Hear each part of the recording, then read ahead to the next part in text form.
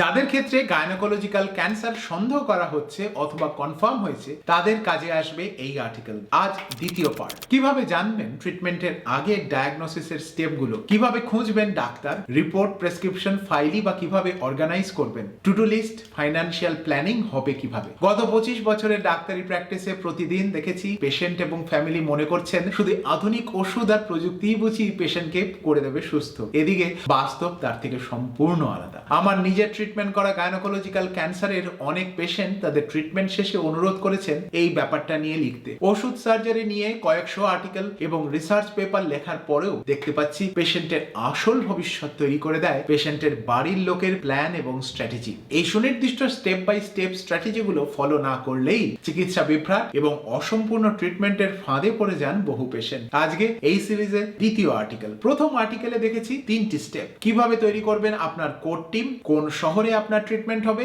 আর কোন gynae cancer treatment মডিউলে কত সময় লাগে। আজকে স্টেপ 4 থেকে। স্টেপ 4, ট্রিটমেন্টের আগের স্টেপগুলো জানা। টিউমার সন্দেহ হলেই আপনার মন অস্থির, কবে ট্রিটমেন্ট শুরু হবে সঙ্গতই, কিন্তু তার আগে দরকার সঠিক ডায়াগনোসিস, যা সময় সাপেক্ষ। এই সময়ে আপনার কাজে আসবে এখানে শিখে নেওয়া কিছু স্ট্র্যাটেজি আর ধৈর্য, নইলেই ট্রিটমেন্ট হাঁটবে ভুল রাস্তায়। গাইনোকোলজিক্যাল ক্যান্সারের ছদ্মবেশের শিরোমণি, ওভারিয়ান টিউমারের নানা ছদ্মবেশের গল্পের লিংক নিচে। তাই প্রথমে ডায়াগনোসিস, এর দুটো পার্ট। প্রথমে সন্দেহ, তারপর কনফার্মেশন। কনফার্মেশন আবার দুটো পার্ট, টিস্যু কনফার্মেশন আর স্টেজিং কনফার্মেশন। ডায়াগনোসিস, সন্দেহ।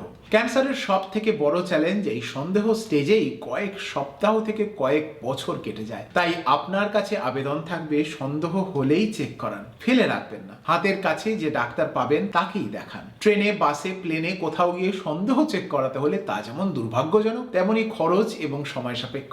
অনেকে সন্দেহ আর কনফার্মেশন পর্যায়ের মধ্যেও ডাক্তার চেঞ্জ করেন। দরকার হলে করুন, কিন্তু সাথে সংগ্রহ করে নিন সবকটা রিপোর্ট, স্ক্যানের ফিল্ম আর ডাইকম সিডি বা ইউএসবি। শুধু প্রেসক্রিপশন রাখাটা মোটেই যথেষ্ট নয়। Diagnosis, confirmation, tissue confirmation. Tissue কনফার্মেশনের জন্য বায়োপসি নেবার পরের সময়গুলো বলছি। বাড়ির কাছে যদি কনফার্মেশন না হয়ে থাকে তাহলে হয়তো আপনি এবার এসেছেন উচ্চতর ক্যান্সার সেন্টার বা অনকোলজিস্টের কাছে। ইউটেরাসের ভেতরের লাইনিং, সার্ভিক্স, ভালভা ক্যান্সারের ফার্স্ট কনফার্মেশন আসে টিস্যু নেওয়ার 4 থেকে 7 দিনের মধ্যে। ইউটেরাসের মাসেল লেয়ার আর ওভারির ছড়িয়ে পড়া টিউমারের ফার্স্ট কনফার্মেশন টেস্ট করতে করতে কখনো 2 থেকে 3 সপ্তাহ সময় লাগে। এর মধ্যে ওভারি আর ফ্যালোপিয়ান টিউবের ডায়াগনোসিস বেশি জটিল এবং সময় সাপেক্ষ। মনে রাখুন, মেডিকেল সায়েন্স বড্ড জটিল, প্রতিটি পেশেন্ট আলাদা। কখনো টিস্যু ডায়াগনোসিস আসে আধ ঘন্টায়, কখনো আসে 1 মাসে। অনেকে টিস্যু কনফার্মেশন আর স্টেজিং কনফার্মেশনের মধ্যে ডাক্তার চেঞ্জ করেন। কখনো তার সঙ্গত, হয়তো অনকোলজিস্ট দরকার, আর কখনো ডাক্তারের প্রতি অবিশ্বাস বা হাসপাতালের বিল্ডিং পছন্দ না হওয়ার কারণে। একান্ত প্রয়োজন হলে নিশ্চয়ই করুন, কিন্তু সঙ্গে রাখুন সবকটা রিপোর্ট, স্ক্যানের ফিল্ম, ডাইকম সিডি বা ইউএসবি আর বায়োপসির মোমের ব্লক আর কাঁচের স্লাইড। নইলেই নতুন জায়গায় চিকিৎসা কয়েক সপ্তাহ পিছিয়ে যেতে পারে। Diagnosis, confirmation, staging confirmation. Tissue কনফার্মেশনের সাথে চলে স্টেজিং। ক্যান্সার কত দূর ছড়িয়ে গেছে তা জানা। প্রাথমিকভাবে তা হয় ছবি তুলে, অর্থাৎ সিটি, এমআরআই বা পেট সিটি স্ক্যানে। বেশি অ্যাকিউরেট স্টেজিং হয় সার্জারির সময়। স্ক্যান ক্যান্সারকে আন্ডার এস্টিমেট করতে পারে, তাই কখনো কখনো স্ক্যান থেকে সার্জারিতে নির্ণয় করা স্টেজিং বেশি হয়। তবে সবাইকে তো প্রাথমিক স্টেজিং এর জন্য পেট খুলে দেখা যায় না, তাই প্রথমে স্ক্যান। ট্রিটমেন্ট।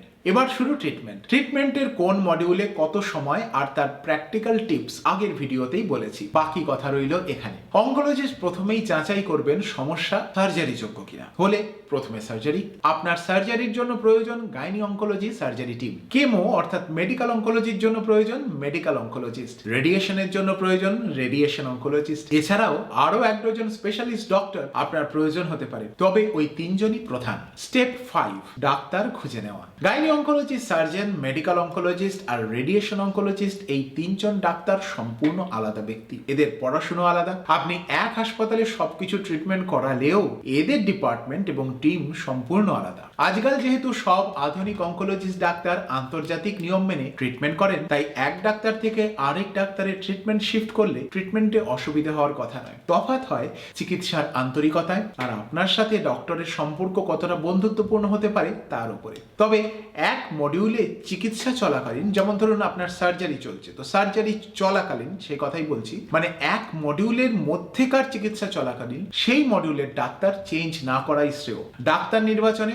আরো মনে রাখুন, কোনো ঝাঁ চকচকে হাসপাতাল, ইট, কাঠ, পাথর, কাঁচ বা লম্বা পর্দা তার সাথে সাজানো গোছানো বাগান কিন্তু আপনার ট্রিটমেন্ট করে না। ট্রিটমেন্ট করেন একজন রক্ত মাংসের ডাক্তার, একজন রক্ত মাংসের পেশেন্টকে, যে পেশেন্টের আছে ব্যক্তিগত ইচ্ছে, অনিচ্ছে, আবেগ, ভালোবাসা, ভালো লাগা। ট্রিটমেন্ট শুধু সার্জারি, স্যালাইন, ট্যাবলেট গেলা নয়। ডাক্তারের সঙ্গে প্রাথমিকভাবে কথাবার্তা বলে এসে দেখুন সে ডাক্তারের সঙ্গে আগামী 5 বছর প্রফেশনাল সম্পর্ক করতে আপনি রাজি কিনা। অনেক ওঠানামা, দ্বিধা দ্বন্দ্ব, হাসি উদ্বেগ থাকবে এই লম্বা সময়ে। আপনি সেসব ডাক্তারের সঙ্গে খোলাখুলি আলোচনা করতে পারবেন কিনা। এছাড়াও দেখে নিন কনসালটেন্ট ডাক্তার সরাসরি আপনার চিকিৎসা করবেন নাকি তাদের কোনো জুনিয়র ডাক্তার আপনাকে চিকিৎসা করবেন। জুনিয়র ডাক্তাররা নিশ্চয়ই শিখবেন, তাদের ট্রেনিং এরও প্রয়োজন আছে। হাসপাতালে পেশেন্টদের ভিড় সামলাতেও দরকার জুনিয়র ডাক্তারদেরই, কিন্তু অনেক হাসপাতালেই জুনিয়র ডাক্তার কিছু সময় অন্তর পরিবর্তন হয়ে যান। প্রতিবার ভিজিটে গিয়ে নতুন মুখের সাথে কথা বলতে ইচ্ছে না করলে নিজের মনকে বুঝুন ডাক্তার নির্বাচনের আগেই।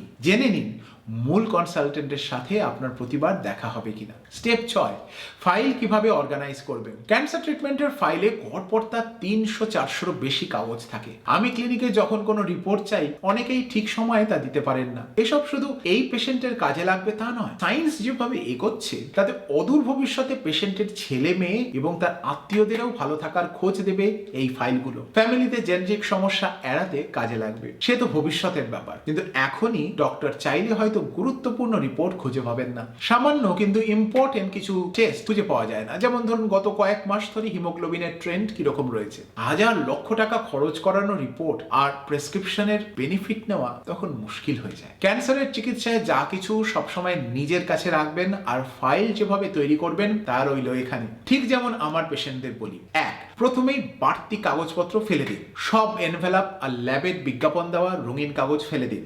শুধু যে রিপোর্ট আর প্রেসক্রিপশনে কাজের তথ্য আছে তা সযত্নে পাঞ্চিং মেশিনে ফুটো করে রেখে দিন। 2টো ফাইল তৈরি করুন।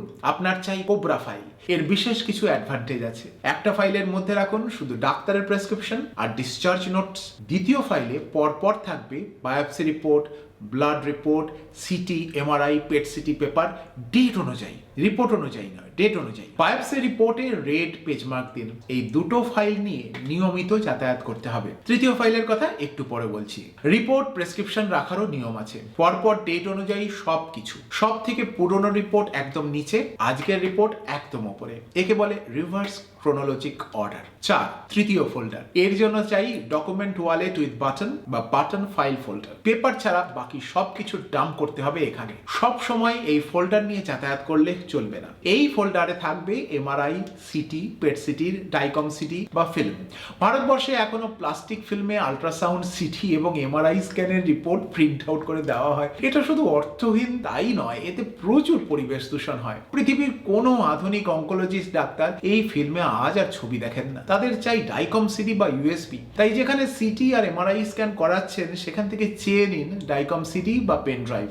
এতে সব ছবি একসাথে ফাইল করা থাকে। এতখানি ছবি প্লাস্টিকের ফিল্মে প্রিন্ট আউট করে দেওয়া কখনোই সম্ভব নয়। ভবিষ্যতে যে কোনো সময় এই ডাইকম সিটির প্রয়োজন হতে পারে। খেয়াল রাখুন বায়োপসির স্লাইড এবং ব্লক কোথায় আছে। 10-15 বছরের বেশি ল্যাব এগুলো আর রাখবে না, কারণ টিস্যু প্রিজার্ভ করা প্রচন্ড ব্যয় সাপেক্ষ। কিন্তু তারপরেও আপনার নাতির ট্রিটমেন্টে এসব কাজে লাগতে পারে। ক্যালেন্ডারে অ্যালার্ম দিয়ে 9.5 বছরে ল্যাব থেকে সংগ্রহ করে নিন এসব। বাড়িতে এসব রাখার এখনো ভালো উপায় নেই, তবে পৃথিবী যেদিকে যাচ্ছে আমার আশা কয়েক বছরের মধ্যেই স্পেসিমেন স্টোরেজ বক্স বিক্রি হবে অনলাইনে। সবসময় এই বাক্স নিয়ে যাতায়াত করবেন না। বাড়িতে খটখট শুকনো জায়গায় প্লাস্টিকের কন্টেইনারে এয়ারটাইট ভাবে 27 ডিগ্রি সেলসিয়াসের নিচে এমন ভাবে রাখুন যাতে এতে সরাসরি সূর্যের আলো এসে না পড়ে। আর হ্যাঁ, আপনি যে শহরে সার্জারি করাচ্ছেন সেই শহরে কেমো বা রেডিওথেরাপি যদি না করান তাহলে অতি অবশ্যই প্যাথোলজি সেন্টার থেকে স্লাইড আর ব্লক চেয়ে নিতে ভুলবেন না। স্টেপ 7, সঠিক প্ল্যান তৈরি করা। ক্যান্সারের চিকিৎসা এমনভাবেই হয় যখন হঠাৎ করে প্রচুর ধরনের সিদ্ধান্ত নিতে হয়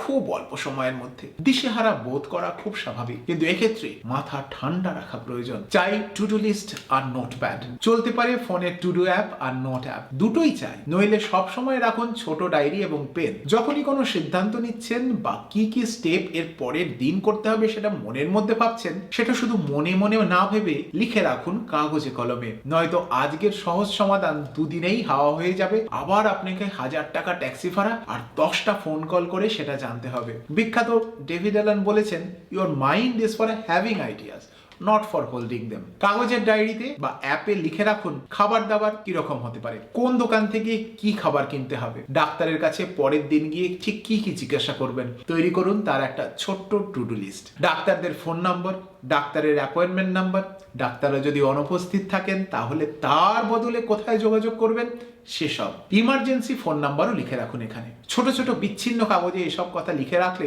দরকারের সময় তা খুঁজেই পাবেন না। প্রয়োজন ফাইন্যান্সিয়াল প্ল্যানিং। কারোরই সিন্ধুক ভর্তি টাকা থাকে না। আজকাল বেশিরভাগ অসুখে চিকিৎসা চলে দীর্ঘমেয়াদী, ক্যান্সারও তার ব্যতিক্রম নয়। তাই প্রথম থেকেই খুব হিসেবি হওয়া প্রয়োজন। সস্তা না কস্ট এফেক্টিভ। আমি নিজের অভিজ্ঞতা থেকে দেখেছি যে পেশেন্টরা কিন্তু সস্তা ট্রিটমেন্ট চান না, তারা চান কস্ট এফেক্টিভ ট্রিটমেন্ট। তাই প্রতিটা স্টেপেই চেক করুন যাতে আপনার টাকার হিসেবটা ঠিকঠাক মতো থাকে। সার্ভাইভাল অ্যাডভান্টেজ আছে কি? যে ধরনের ট্রিটমেন্টে পেশেন্টকে কোনো একটা দিনও বাড়তি আয়ু দিতে পারবে না, সে ধরনের ট্রিটমেন্ট যতই প্রযুক্তি নির্ভর এবং লোভনীয় হোক না কেন, সে সমস্ত ট্রিটমেন্ট সযত্নে এড়িয়ে যান। রাস্তায়, এয়ারপোর্টে, ম্যাগাজিনে কোনো নতুন প্রযুক্তি বা ওষুধের বিজ্ঞাপন দেখলে দুবার ভাবুন। এরকম বিজ্ঞাপন দিতে খরচ হয় লক্ষ কোটি টাকা। ভাবুন যে কেন এই ধরনের প্রযুক্তিগুলোর বিজ্ঞাপন দিতে হচ্ছে, আদৌ এদের কোনো সার্ভাইভাল অ্যাডভান্টেজ আছে কিনা। নইলে আধুনিক ট্রিটমেন্টের নামে অযথা বাড়তি খরচ করে ফেললে কিছুদিনের মধ্যেই পকেটে টান পড়ে যাবে। ইন্স্যুরেন্স যদি থাকে তাহলে সেটা অবশ্যই ব্যবহার করা প্রয়োজন। করুন, তবে হোমওয়ার্ক করুন। জানুন ইন্স্যুরেন্স কোম্পানি পেশেন্টের স্বার্থ ভালোভাবে দেখছেন তো। সার্জারি, বিশেষত সার্জারির ক্ষেত্রে মনে রাখুন ইন্স্যুরেন্স কোম্পানি প্যাকেজের ট্রিটমেন্ট করাতে হাসপাতালের সাথে আগেই চুক্তি করে রেখেছেন কিনা। ক্যান্সারের প্রত্যেকটি অপারেশন আলাদা আলাদা, তাই আগে থেকে একই ছাঁচে ফেলে কোড অনুযায়ী সার্জারির জন্য ইন্স্যুরেন্স কোম্পানির বরাদ্দ যথেষ্ট কিনা সে ব্যাপারে গাইনি অনকোলজিস্টের সঙ্গে খোলাখুলি পরামর্শ করুন। সার্জারির গুরুত্ব অপরিসীম, কিন্তু ওপেন, ল্যাপারোস্কোপি আর রোবোটিক সার্জারির মধ্যে খরচের আকাশ পাতাল তফাৎ হলেও এই 3 পদ্ধতির মধ্যে কিন্তু বাড়তি কোনো সার্ভাইভাল অ্যাডভান্টেজ নেই। কেমোথেরাপি, গাইনোকোলজির ক্ষেত্রে দুটো উল্লেখযোগ্য কেমো, প্ল্যাটিনাম এবং ট্যাক্সল বহু বছর আগে আবিষ্কার হয়েছে, তাই এদের খরচ নগণ্য। খরচ বেশি হয় টার্গেটেড থেরাপি বা ইমিউনোথেরাপিতে। ট্রিটমেন্ট নেওয়ার আগে মেডিকেল অনকোলজিস্টের সঙ্গে পরামর্শ করে জেনে নিন কোন ওষুধে কতখানি সার্ভাইভাল অ্যাডভান্টেজ। রেডিওথেরাপি, এক্সটার্নাল বিম রেডিওথেরাপির নানা ভ্যারাইটি, এদের মধ্যে খরচের তারতম্য আছে। 3D CRT, IMRT, IGRT, electron beam, proton, photon ইত্যাদি নানা ধরনের। একটার সাথে আরেকটির সার্ভাইভাল অ্যাডভান্টেজে কিন্তু তেমন তফাৎ নেই। ক্যান্সারের বিরুদ্ধে সবার এফেক্টই এক, তবে সাইড এফেক্টের তারতম্য আছে। যে থেরাপি টিউমার ধ্বংস করলেও পাশের নর্মাল টিস্যুর ক্ষতি কম করে, তার খরচ তত বেশি। পরামর্শ করুন রেডিয়েশন অনকোলজিস্টের সাথে। ক্যান্সার ট্রিটমেন্টে কি করে টাকা পয়সা খরচের হিসেব করবেন যদি আরো জানতে চান তাহলে নিচে কমেন্টে লিখুন, জানাবো তা এই সিরিজের পরবর্তী আর্টিকেলে। শেষে বলি, নিজে করুন পড়াশোনা, নিজেকেও করতে হবে হোমওয়ার্ক। আজ ইন্টারনেটের হাত ধরে যে কোনো রিসার্চ আপনার হাতের মুঠোয়, তবে খুঁজতে হবে নিরপেক্ষ সোর্স। নইলে ছদ্মবেশী বিজ্ঞাপনের চটকে অদরকারি ট্রিটমেন্ট আর ডায়েট সাপ্লিমেন্টের পাল্লায় পড়ে সব ফান্ড শেষ হয়ে যাবে। মোটের উপর মনে রাখুন, যে রিসোর্সে ফোন নম্বর দেওয়া আছে সেই রিসোর্স থেকে শেখার আগে দুবার ভাবুন ইন্টারনেটের কোন কোন সোর্স থেকে পড়াশোনা করলে আপনি পেশেন্টের জন্য ভালো সিদ্ধান্ত নিতে পারবেন। যদি জানতে চান সেটাও জানান, পরের আর্টিকেলে লেখার চেষ্টা করব। আপনার লক্ষ্য সাধ্যের মধ্যে পেশেন্টের আয়ুকে যতটা সম্ভব দীর্ঘায়িত করা, তার সাথে পাশাপাশি নজর রাখতে হবে যাতে পেশেন্টের কোয়ালিটি অফ লাইফও ভালো থাকে। আজ এই পর্যন্ত, শিগগিরই দেখা হবে অন্য একটা রিসার্চ আর্টিকেল নিয়ে।